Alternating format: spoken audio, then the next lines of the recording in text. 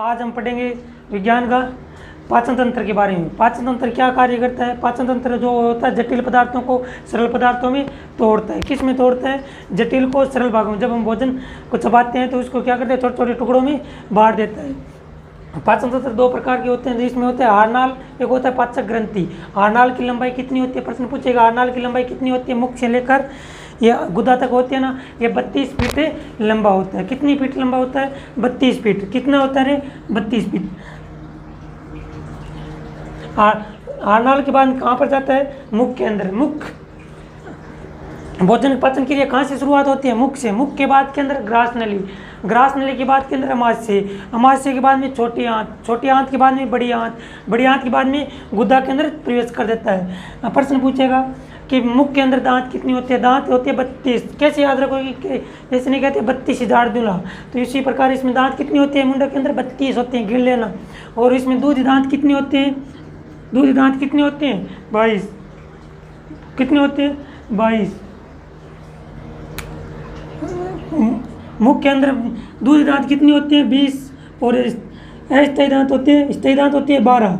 दूध दांत क्यों बोलते हैं? जब छोटे होते हैं ना बच्चे तो उसके अंदर 20 दांत टूट जाने के बाद के अंदर वापस आता है। कितने दांत आते हैं वापस से?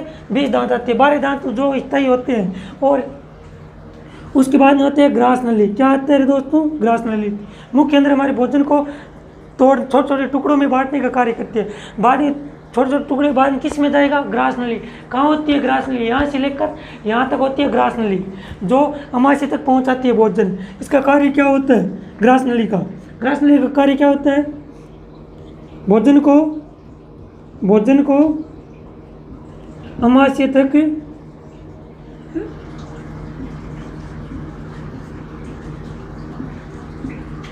पहुंचाने का कार्य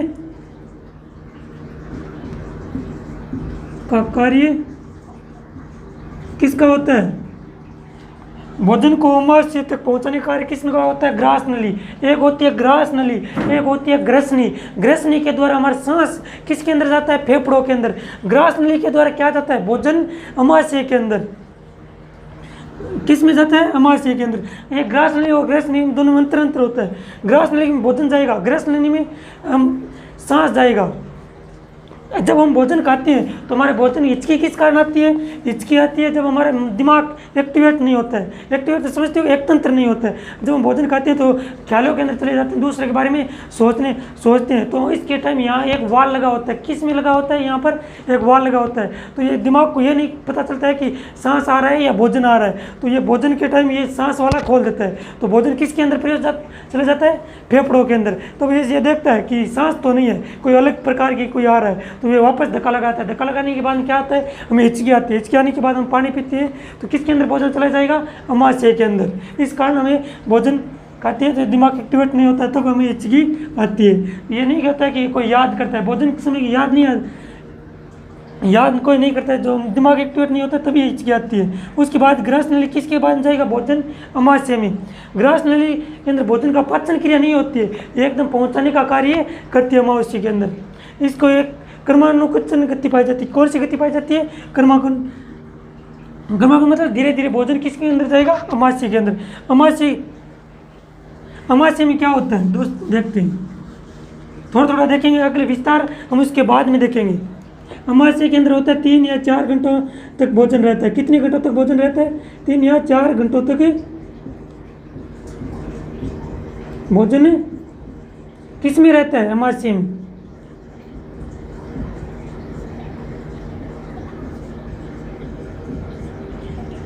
प्रश्न पूछेगा कि सबसे अधिक समय भोजन किस में रहता है? अमाशय के अंदर। कितने घंटों तक? 3 या 4 घंटों तक।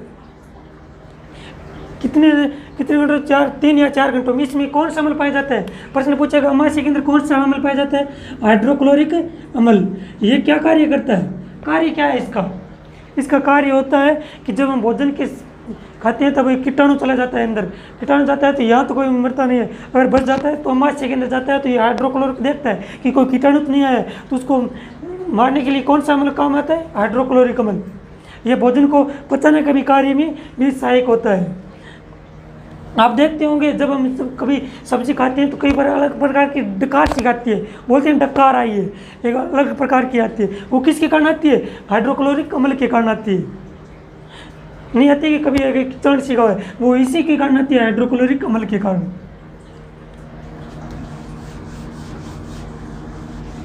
एक बार आप और ज्ञान करी होगी कि हम भोजन खाते हैं तो नींद किस कारण आती है? नींद, भोजन खाने के बाद 1 घंटे के बाद नींद आती है। कारण क्या है इसका? कारण ये है कि जब हम भोजन हमारे अमाशय के अंदर होता है तो अमाशय की ऊर्जा सबसे अधिक किसकी आवश्यकता होती है? अमाशय को। अमाशय कहाँ होता है? हमारे शरीर के अंदर, इस साइड के अंदर होता है। किस साइड के अंदर? इस साइड के। जब हमारे पूरी शरीर की आवश्यकता, ऊर्जा की आवश्यकता अधिक अमाशय की आवश्यकता होगी तो हमारी पूरी ऊर्जा अमाशय तक चली जाएगी, तो हमें पूरी ऊर्जा जाने के कारण हमारी नींद आने लग जाएगी। जब हम पढ़ाने के लिए किसकी ऊर्जा कहाँ तक आवश्यकता होती है? शरीर को, हाथ की आवश्यकता। उसी प्रकार भोजन को पचाने में अधिक समय किस में लगता है? अमाशय के अंदर। उसके बाद हम जाएगी छोटी आंत। ये नाम से ही छोटी आंत है, ये सबसे लंबी होती है हमारे शरीर के अंदर। शरीर के अंदर सबसे लंबी कौन सी होती है? छोटी आंत, जो ये छोटी छोटी होती है हमारे शरीर के अंदर। उस छोटी आंत के बाद भोजन किस में जाएगा? बड़ी आंत के अंदर। बड़ी आंत होती है, उसके बड़ी आंत जाने के बाद में गुदा के अंदर, गुदा के जाने के बाद, गुदा के चले जाने के अंदर बाद में बाहर चले जाएगा भोजन। जब बाहर नहीं फिरने जाते हैं अंदर, उसमें बोलते हैं गुदा। अगले देखेंगे इसको विस्तार से, अलग बाद में देखेंगे। पाचक ग्रंथि होती है, लार ग्रंथि। ये पूछेगा लार ग्रंथि किस में बनती है? मुंडों के अंदर, मुख के अंदर। भोजन खाते हैं लिपलिपा नहीं बनता है क्या? लिपलो लिपलो भोजन, तो ये किसके कारण होती है? लार ग्रंथि के द्वारा। ये लार ग्रंथि में पूछेगा प्रतिदिन कितने लीटर बनती है लार ग्रंथि? 1 या 1.5 लीटर के अंदर ये बोतल होती है, इतनी बन जाती है पूरे शरीर, पूरे दिन के अंदर। लार ग्रंथि लिपलिपा बना देती है, जो हमारे शरीर के अंदर सरल भोजन चला जाए, इस कारण ये लार ग्रंथि। उसके बाद होता है जठर ग्रंथि। जठर ग्रंथि किस में पाई जाती है? अमाशय के अंदर या अग्नाशय के अंदर जठर ग्रंथि पाई जाती है। उसके बाद आती है लीवर। लीवर कहाँ होती है हमारे शरीर में? लीवर इस साइड के अंदर होती है।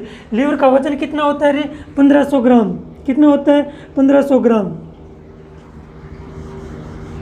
लीवर क्या कार्य करती है? जब आप देखे होंगे कि नशा करते हैं, शराब पीते हैं, तो नुकसान किसको होता है? लीवर को। लीवर गल जाती है। लीवर अगर खराब हो जाएगी तो व्यक्ति अधिक समय तक नहीं जीवित रहेगा, वो जल्दी मर जाएगा। लीवर, अगर व्यक्ति की लीवर सही है ना, तो वो अगर थोड़ा बहुत जहर चला जाता है अंदर शरीर के अंदर, तो वो ऑटोमेटिक वो लीवर सही कर देता है। अगर व्यक्ति की लीवर सही है, चाकू यहाँ गडो रखा है, अगर व्यक्ति की चाकू यहाँ गडो दिया ना, तो वो लीवर ऑटोमेटिक उसको सही कर देगी, अगर लीवर को कोई नुकसान नहीं हुआ है तो। उसके बाद के अंदर जाएगी अग्नाशय में। किस में जाएगी? अग्नाशय, कोई अग्नाशय ग्रंथि। उसके बाद में आंत ग्रंथि। प्रश्न पूछेगा कि पाचन तंत्र क्या कार्य करता है? पाचन तंत्र कार्य करता है जटिल पदार्थों को सरल छोटी छोटी पदार्थों में तोड़ता है। जटिल को सरल पदार्थों में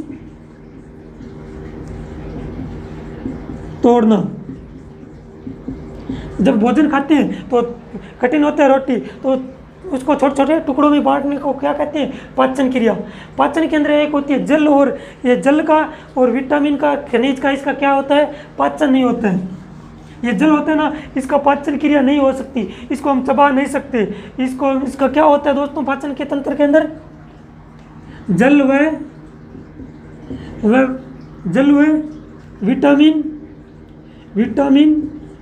विटामिन कौन सी होती है दोस्तों? Vitamin A, vitamin B, vitamin C. प्रश्न पूछेगा विटामिन ए की कमी से कौन सा रोग होता है? रतौंधी। रतौंधी कौन सी होती है? आंखों में अंदर, आंखें अंधे हो जाए, विटामिन ए की कमी से होता है। विटामिन बी की कमी से कौन सा रोग होता है? बेरी बेरी रोग होता है। विटामिन बी की कमी से कौन सा रोग होता है? Beriberi. इसको विस्तार से समझाएंगे। विटामिन सी किस में होता है? सबसे अधिक नींबू के अंदर होता है। किस में होता है? नींबू में।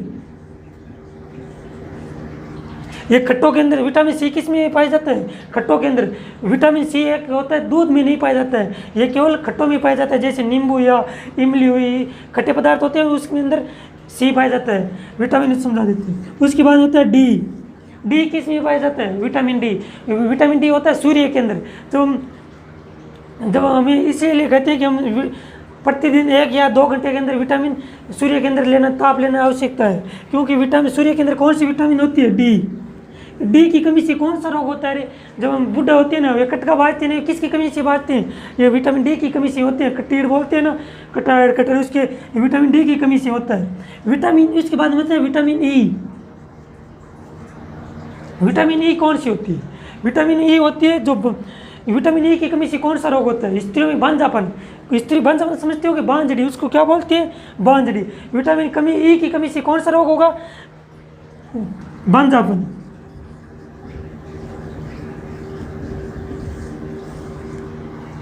उसके बाद में होता है विटामिन एच, विटामिन के कौन सी होती है? जो रक्त का तपदा बनाने के लिए विटामिन कौन सी आवश्यकता होती है? कि विटामिन को अलग विस्तार से समझाएंगे। हमारा टॉपिक है पाचन तंत्र। पाचन तंत्र के क्या होता है? जल और भोजन का, जल और विटामिन खनिज का इसका क्या होता है? पाचन नहीं होता। क्या होता है? इसका अवशोषण होता है। क्या होता है दोस्तों? प्रश्न पूछेगा कि जल, मिटा दो इसको ना,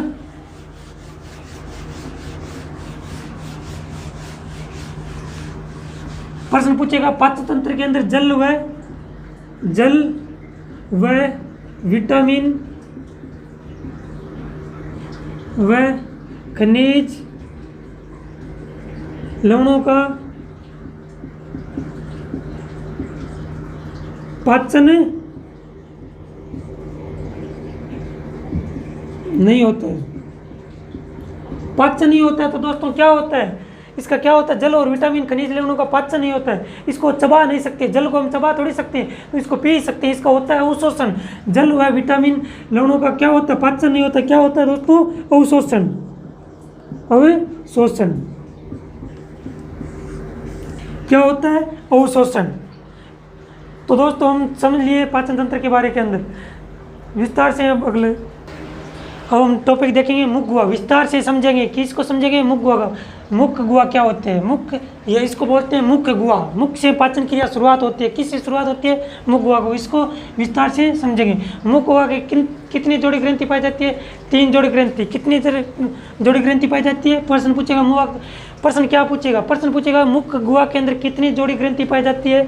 3 जोड़ी ग्रंथि पाई जाती है। कौन कौन सी? पेरोटोडिट ग्रंथि, सबल्यूगुअल ग्रंथि, सब मेटिबुलर ग्रंथि। कितनी ग्रंथि पाई जाती है मुख गुहा के अंदर? 3 ग्रंथि। कौन कौन सी?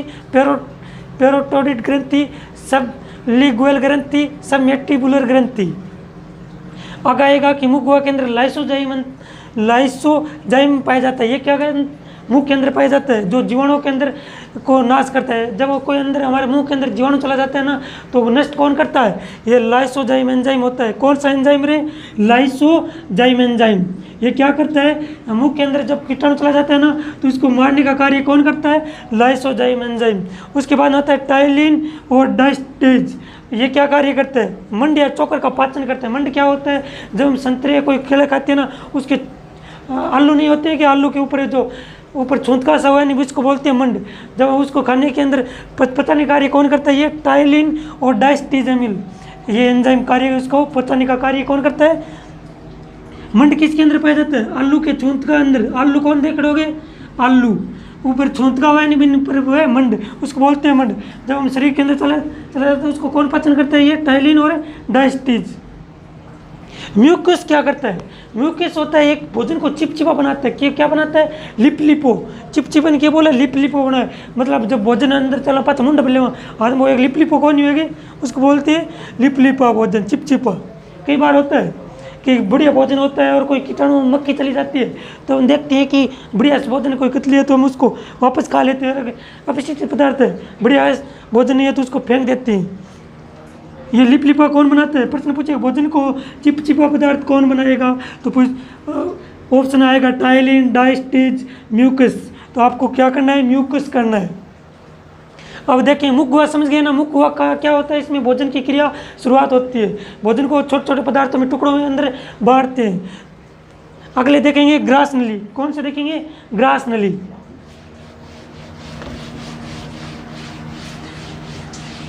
ग्रास नली क्या कार्य करती है? 2 नंबर आएगा ग्रास नली।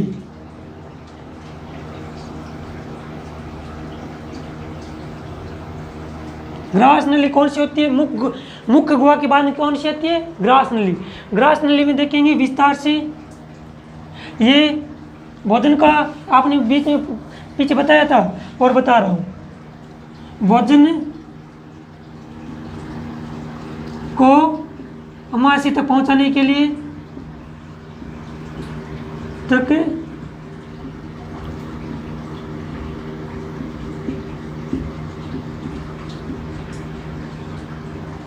भोजन को अमाशय तक पहुंचाने के लिए कौन सा कार्य करती है? ग्रास नली कार्य करती है। इसके अंदर क्या होता है? भोजन का पाचन नहीं होता है, भोजन का पाचन नहीं होता, ये मैंने आपको पीछे बता रखा है, भोजन का पाचन नहीं होता है। ये पाचन थोड़ी करती है, ये तो सीधा अपने शरीर के अंदर अमाशय तक पहुंचाने का माध्यम है। एक ये पाचन क्रिया नहीं होती है। इसमें कौन सी गति पाई जाती है? ये कर्मानुकुंचन गति पाई जाती है। कौन सी गति रे?